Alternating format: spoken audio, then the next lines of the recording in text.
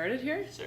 And just the first thing, though, is introducing yourself and telling me about your background a little bit, and then, like I said, where you work, how long you've been in Extension. Okay. Yeah, my name's Susie Coker. I'm a forestry advisor for the University of California Cooperative Extension. In other states, we'd be called agents, but we're different in California, of course. I've been doing it. I've been working for Extension for 22 years. First as a community education specialist, program advisor. I was on call for a while, for 10 years, and then I got an academic job in 2006, so that's 12 years. What do I do? I'm a forester, but I've done a broad range of natural resources programming, water quality. I'm housed at Lake Tahoe, and so that's a big issue there. I've done some work on aquatic invasive species, but in 2007 there was a wildfire in my town that burned 250 homes, and so after that, mostly I've done wildfire issues, of which there's no shortage in my region. We've had really huge fires, including... Oh, sorry. I forgot to use the microphone. Some of that was already recorded, but... My bad. Should I put that around my neck? Yeah, you can put it on your neck or you just clip it on or something. Okay.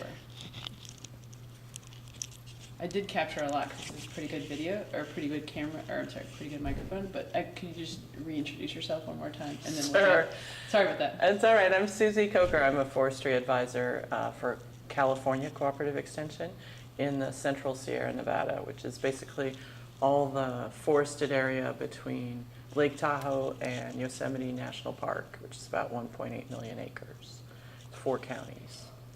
I've done a lot of work on different natural resources issues, but mostly I've been working on wildfire since 2007. There was a fire in my town, the Angora fire, and it burned 250 homes, which was a very huge event in the history of my community, and I did a lot of post-wildfire projects and then pre-wildfire thinning.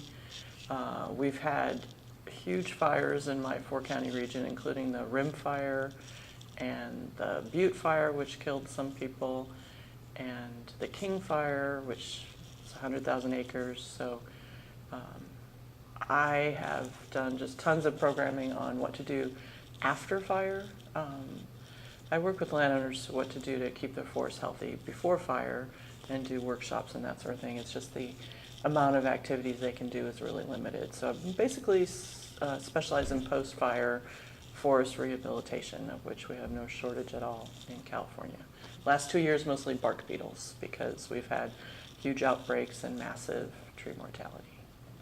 So can you speak to a little bit about incorporating the social sciences into your work, and how, and maybe how you got started doing that, and what your background or education is in that? Sure. Well, I have a bachelor's in anthropology and a master's in forest resources management, which has a concentration in sociology. So I was always kind of torn between the natural and social sciences, and I found Extension was a great way to combine those, actually, because I feel that it's pretty unusual to have a social science background in the job that I have. I mean, I did the tree part too, but you know, trees don't manage themselves. People do it. And so social science aspects are really important. For example, at this conference, most of our speakers were talking about lightning fire as the reason that Mississippi forests are the way they are. And finally, on my field trip, I found a guy who told me about Native American burning. I kept thinking, that can't be it. That can't be just it. Where's the people? I mean, just when you listen to ecological scientists talk, if you're a social scientist, you're like, where's the people? Anyway, I finally found it yesterday. I was very excited because I couldn't really believe that it was all lightning with an inhabited landscape here.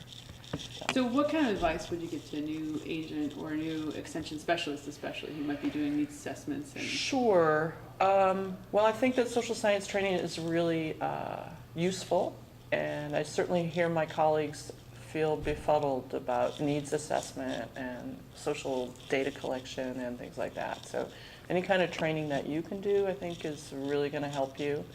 But if you can't do it, certainly you could work with social scientists. There is a lot of established social science that already exists, probably on your topic. In my topic of fire, we have some great work from the U.S. Forest Service Interior Mountain West Research Station. I'm sorry, I don't remember what they call it now, but they've changed the name. And it is really helpful. It's science on how people think about defensible space, forest thinning, prescribed fire, what people, how they go through thinking about whether or not they do the work on their own properties. So you don't have to just guess. You can look up the literature, and that's super helpful. One thing I've recommended in our system is with our new academic orientation is to really bring up the social science around boundary organizations. So I'd say personally, once I finally saw this literature about 5 years ago, just social science literature, really about what extension does, which is a boundary, bridge the boundaries between science and management, I went, oh man, that's what I do, right? So I would recommend any new person to look into the boundary organization literature to get an idea of what our job is. Because that was, to me, the most helpful thing, is understanding, finding the literature and understanding the mechanics of what I do. So what resources specifically would you recommend looking at? Because sometimes it's, if you're coming from a forestry background, you're going to look in Journal of Forestry, and some of those things are there, but how would you search for them? That's a good question. Well, in my system, in extension, we work with faculty that have social science degrees and backgrounds and focuses. Those folks would know everything to hook you up with. You must have resources on campus. You must have a sociologist of whatever resource you're in somewhere in your system. I work pretty closely with a range sociologist I'm not a range manager. I don't know much about grass, but she knows how to study people who manage range. And so I'm in contact with her whenever I need to understand network analysis or knowledge networks or whatever the social topic is. I would just recommend finding them, talking to them, asking them what the literature that's appropriate in your field. Have you done any joint projects or grant applications with some sociologists, just out of curiosity? Yeah, I gave a talk about it yesterday. We interviewed landowners who had burned by wildfires and asked them about how they experience reforestation programs to see how those models are working. I don't think that the traditional models of helping landowners with forestry issues from our agencies are working very well, because after an emergency you have all these people at once, some of them never done a forestry project. So if you really want to help people, you need to figure out new ways to do it, because our emergencies are evolving and we're not keeping up in California anyway. So what would you say about like work-life, family balance? Like, how have you navigated that? And have you navigated it well, or is there times where you feel like you've figured it out? Or wow, gosh, that's so hard for everyone, and it's so individual to people's lives. I actually did not get my academic job till I was 42. I brought my kids with me, and I had been working from home for 10 years. So I was actually thrilled to go to the office and send them off to school where someone else cooked for them twice a day or whatever. I was just like, it's time. But I worked from home for 10 years with babies on my lap, nursing, typing, took babies to the meetings with me. I think we need broad institutional changes to help people, women especially, be able to live normal lives. Got to work on our gender roles and responsibilities. I have a stay-at-home husband. This was my solution to the problem. I can go off to conferences. He stays home with the kids. It's great. That's an expensive alternative. It would probably be a lot cheaper to have childcare. But yeah, it's huge. It's a big thing. Figure it out, I guess. And don't burn out. That would be my only solution. Your earlier question was success for tip or an early lesson. The fellow who hired me, Bill Frost, who ended up being one of our higher administration's persons, said when he first came, he used to come and take me out for lunch when he was orienting me, because he was in an office 50 miles away. He would say, okay, you need to learn how to say no. That's the number one tip I have for you. You better learn how to say no, because pretty soon, I mean, here you are, you're a brand new person. People want you to fill all their needs, and learn to say no. I'm not always great at that still. A colleague of mine, just a couple weeks ago, I was like, oh God, there's this great opportunity. I could go do this. They've asked me to do this. But I have all this other work to do, but I hate to say no. I want to say yes to people. And she said, well, here's how you do it. You just say yes to your own work. Say, yes, I want to do my own work. So you're saying yes to yourself. It's not saying no to somebody else in this new project. It's saying, yes, I want to empower myself to do my own work. So I've been trying that recently. And that's been working for me. Yes, now, I'm allowed to do my own work. That's great. And I've had a lot of people say, learn to say no. So then my next question, which I should have asked them too, is how do you decide what you say yes to? Yeah, it's a question, isn't it? Especially in my field where I'm running around chasing ambulances. I'm going to wildfires. Last 2 years I've worked on bark beetle outbreaks. I'm like at the end of these terrible processes trying to help people. I think I should be doing something regular and normal to intervene. But, you know, I think there's a certain learning window that's open for me after emergencies. Like all of a sudden everyone wants to know about fire ecology and forests and thinning and forest health. Like we've been talking about forest health for decades, and a lot of people didn't really believe us. But then when all the trees died, they're like, oh, okay, I guess that was real. So I have found like teaching moments I think are really important, and being ready to go. So I wrote a publication on post-wildfire forest recovery, and boy, everyone told me how timely it was after our October fires in 2017. But we'd actually written it 20 years ago. I had just recently worked with a grad student to update it because a lot of the fire science had evolved and gotten a grant. I'm like, God, I should really update that. And then we got it done in maybe June, and then we're sending out like crazy in August. So, I mean, just be ready for all those learning moments in your area.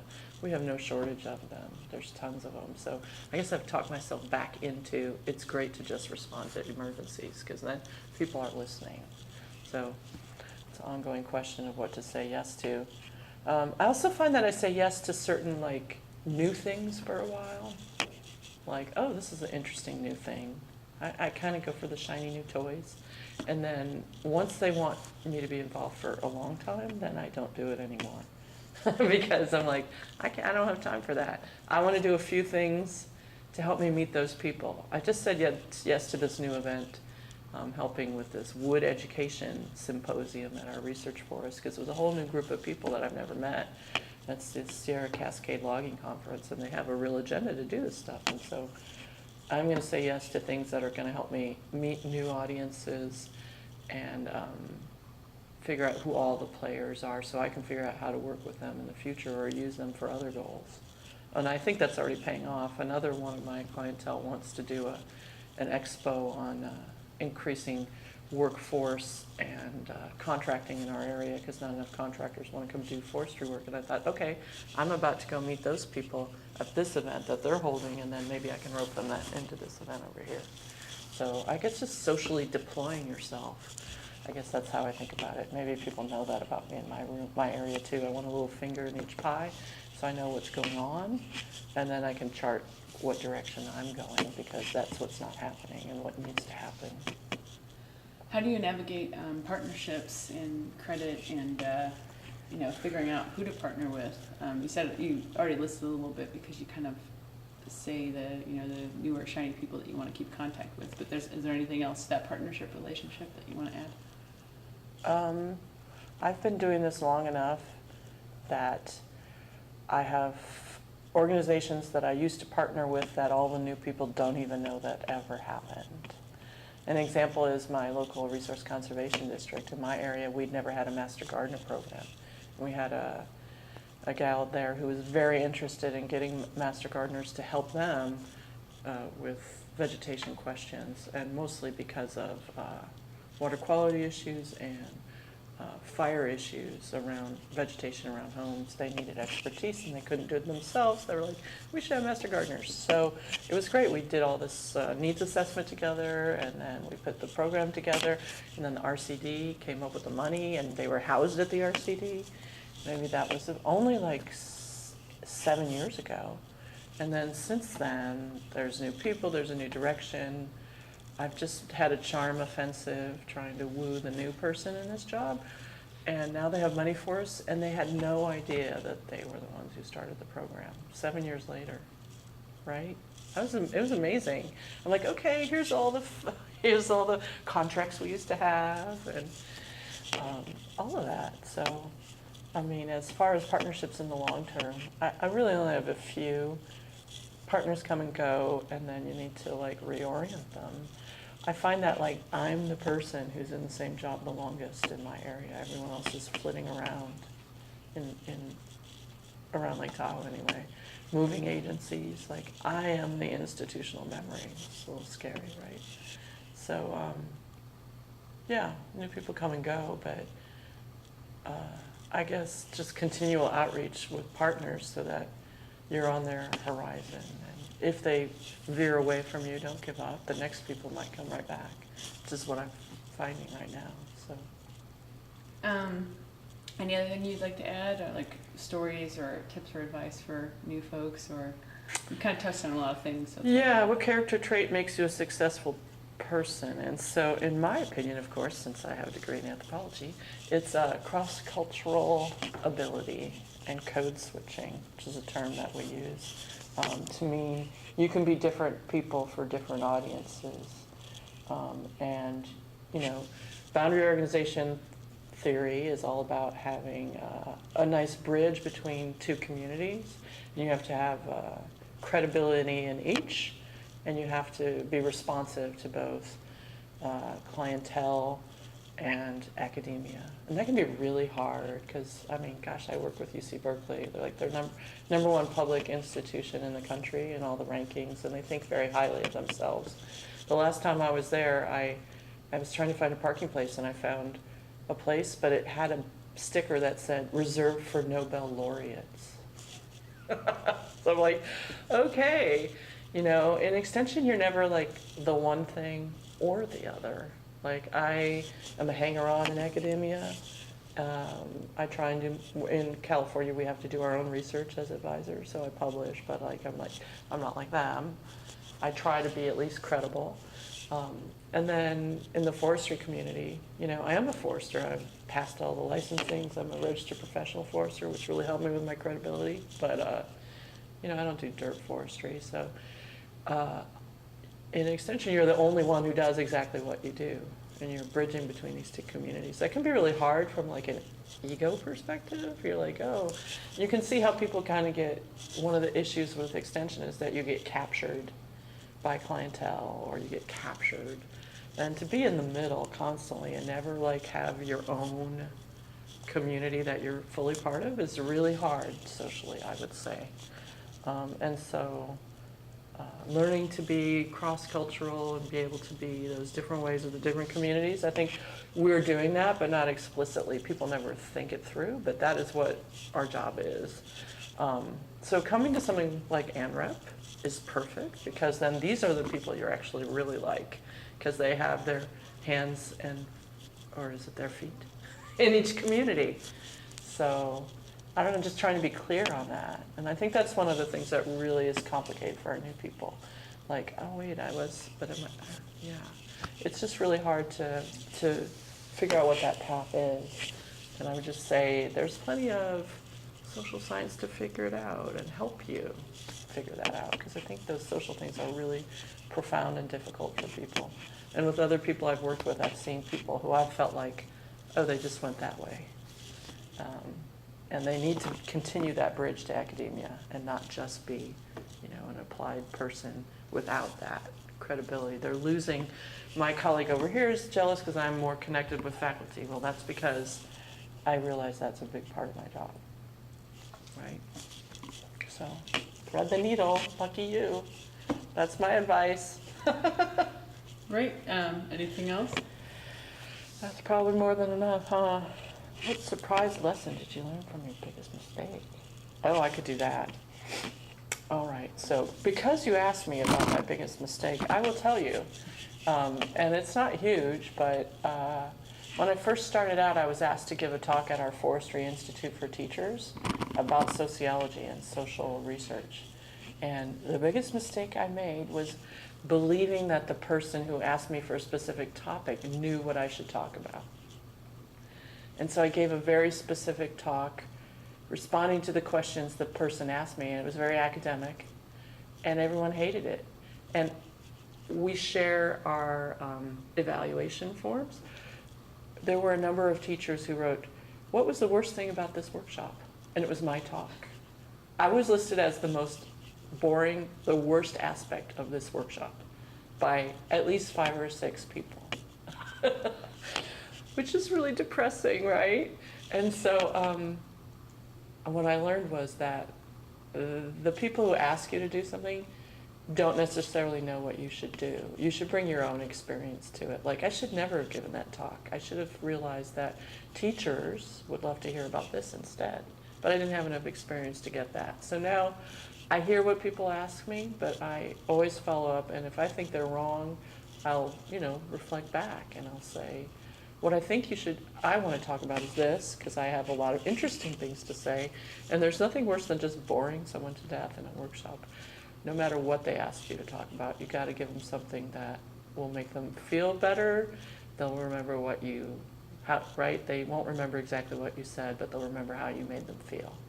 And so something that was much more appropriate based on that. So I always do that now. I never take what someone tells me to do seriously, because I think I could end up looking like the worst thing on the program. And that has happened to me. And that hasn't happened to me since. Oftentimes I'm the best thing on the program. So a little failure is actually good for you, and it'll teach you some of those things. So don't worry about it. Good. Yeah. Okay. Well,